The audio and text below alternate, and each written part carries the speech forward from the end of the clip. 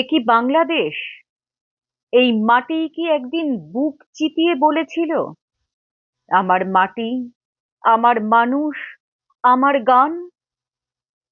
একাত্তরে কি এমন কোনো বাড়ি ছিল যেখানে কোনো মেয়ের চিৎকার দেয়ালে আটকে থাকেনি, যেখানে রাত নামলেই ভয় মানুষের নামের চেয়েও বড় হয়ে ওঠেনি? আর আজ, এখন কি এমন কোনো বাড়ি আছে যেখানে রক্তের দাগ নেই, যেখানে খুনের গল্পটা ফিসফিস করে বলা হয় না?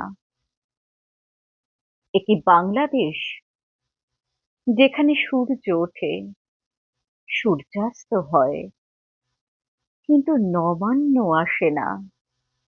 ধান ওঠে মাঠে, কিন্তু মিষ্টির গন্ধ আসে না ঘরে? বাতাসে তুমি পিঠের ঘ্রাণ পাও না, বাতাসে ভাসে পোড়া চামড়ার গন্ধ, ভাসে লাশের চুল, ভাসে নিথর চোখের প্রশ্ন। আমার অপরাধ কি ছিল? এ কি বাংলাদেশ, যেখানে মা শব্দটা উচ্চারণ করতে গেলে জিভ কেঁপে ওঠে? কারণ মা এখানে সবচেয়ে অনিরাপদ।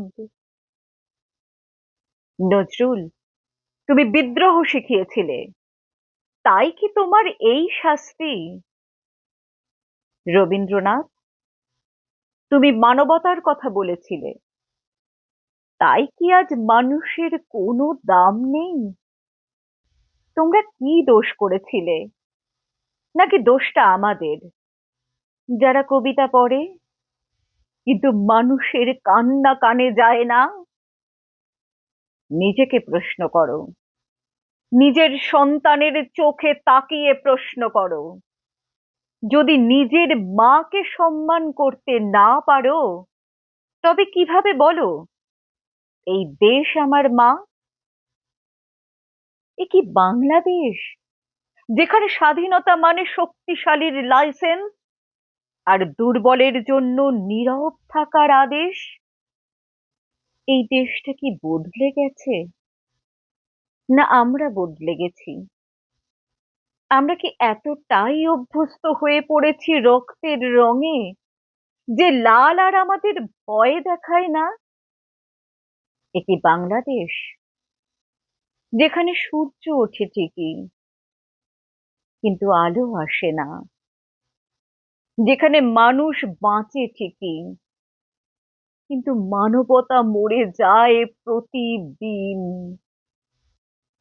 উত্তর দিও না এখন, এই প্রশ্নটা রেখে দাও নিজের ভেতরে। কারণ যে দেশে প্রশ্ন মরেছে, সেই দেশেই আগে মানুষ মরে।